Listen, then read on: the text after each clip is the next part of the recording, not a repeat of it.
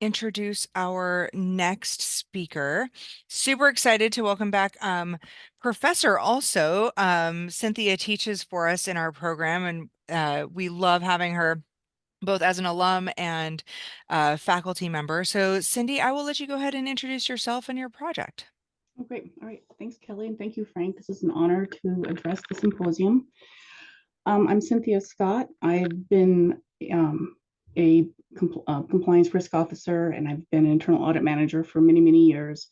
And when I finished my program here, I graduated in August of 2021. And my my my stakeholder and I, Terry Salinas, she was also a graduate from Seattle University. We were kind of tossing around ideas that would encompass what I could help with the bank, and how could I use my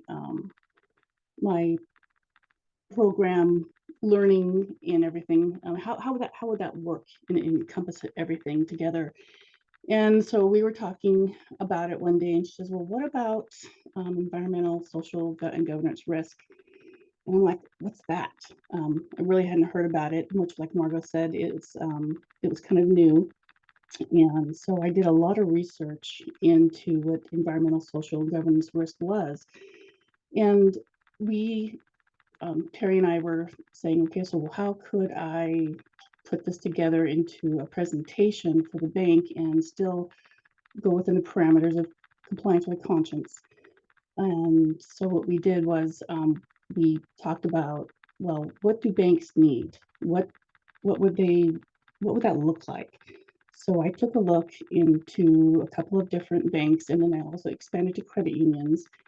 And I went and talked to some people and said, okay, can I do an interview with you to see what your program is? And like one of the credit unions, they actually had a extensive ESG program. And so they were more than happy to do an interview with me. And I recorded that interview, and um, I went through a list of questions that I had taken, created from all my research, and then I also, you know, we went to several different other credit unions and a couple different other banks. And one of the other banks didn't have an ESG program at all. And they weren't able to really answer a lot of my questions that I had put together through all my research.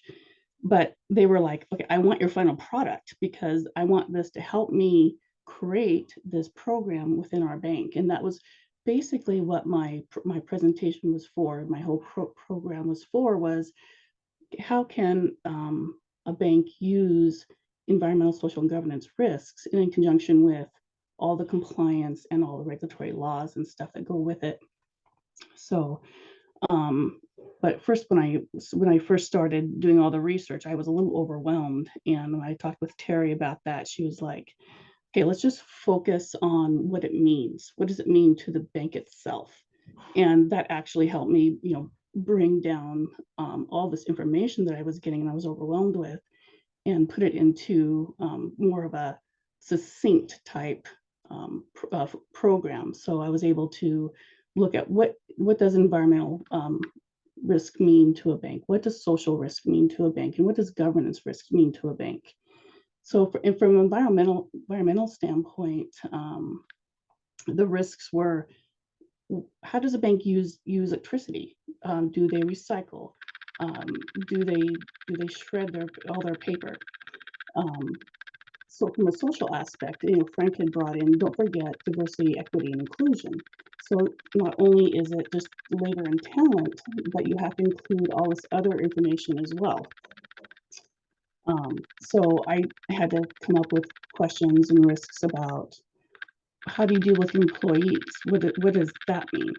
Um, so I did a lot of research on diversity, equity, inclusion, which is could be a whole nother capstone project, right? And how do you deal with your suppliers? Do your suppliers also include any of this diverse environmental, social, and governance risks? And what about your communities? What are you giving back to your communities?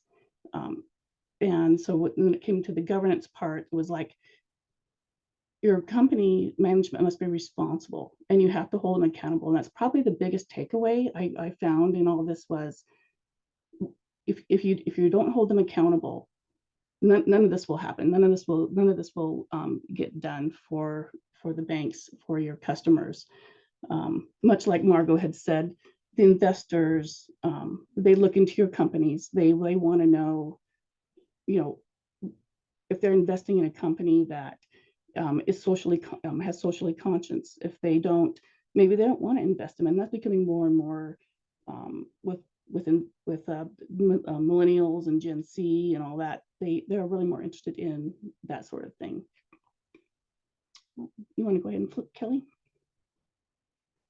So some of the challenges in the Capstone project that I faced was, how do you bring all of that material and how do you focus it into one little thing that could really help? And so what I created was a risk assessment. Again, using stuff I'd learned within the program, and came up with the risk assessment and then a guide to use that risk assessment. And because a risk assessment, as we all know, is a living thing.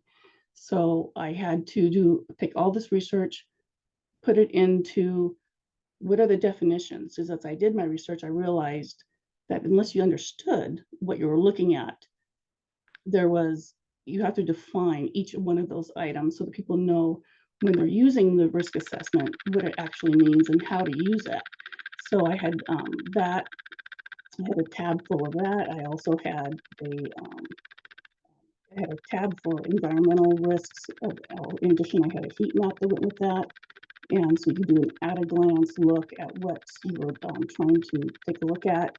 And same thing for the social and same thing for the governance. And then my guide, which was the end product, kind of explained what is environmental social governance risk, why it is important, and then gave them literally a step-by-step guide on how to make this living document work for them, for corporate objectives, corporate strategies, and how to use that and make it work for everyone involved. That is basically my project. Any questions? First question, can you send your capstone to me, Cynthia? I am. Yes, I can. I remember talking to you when you were in your program, but ESG is one of the things that I do, one of the verticals that I manage, and it's tremendously powerful when you have a tool to actually track it.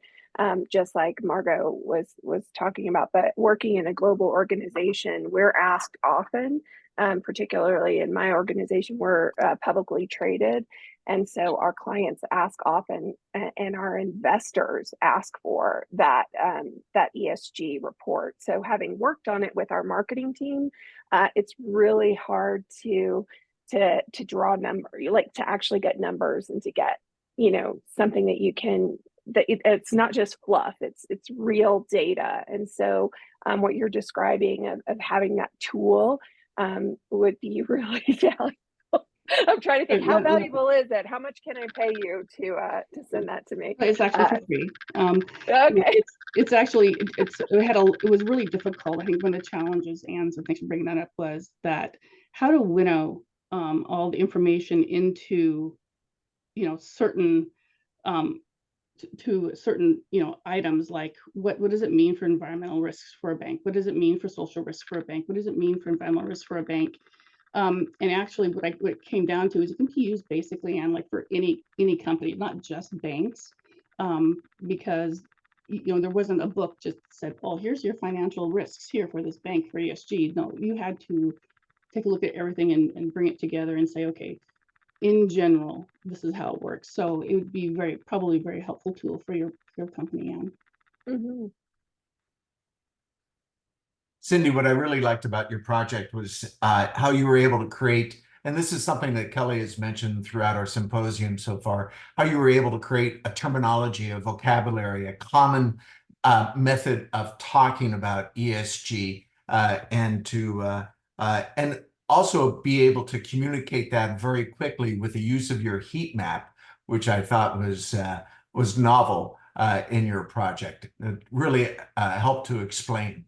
Could you talk a bit about how to measure success for ESG? You know, based upon the research that you've done and based upon the work, how you've applied it to your field of banking and also how you enlarged it to credit unions. How do we measure success? So I think, Frank, that's kind of an evolving measurement. It's not just like a set in stone for a one time. Um, as you know, banks evolve, as credit unions evolve, well, basically as companies evolve, their strategies change, their objectives change, and you'll have to take a look at each one of, you know, those three factors: environmental, social, and governance, and see how they change with your company. How do the regulations change? Like the SEC is proposing that all public companies have ESG disclosures. What does that look like? What does that mean to your company? Um, that's, you know, that's where all the, you know, the regulatory and the research comes in, is how does it apply? So how to measure success would be, you know, when you're doing your reporting, you can use this risk assessment to help you report out on how you're doing, because you're finding your root causes of your issues. You're finding what the controls are, and are they working, or are they not working? And you can use those reports to give to your investors. And if your investors are, and your shareholders are satisfied with that, then I guess you would be successful for that single point in time. Much like a balance sheet is a single point in time, you know, what the financials look like for a company. That's what that report would look like. It'd be an ongoing report, quarter by quarter, and I could see it probably being put into, you know, call reports and stuff like that in the future. Right. I think that you make an excellent point that it's not something that's static in time. It's an evolving process. We've got changing regulations, and it's something that's got to continue. And perhaps, as you say, the best way to measure it is through the trends, what's occurring over time.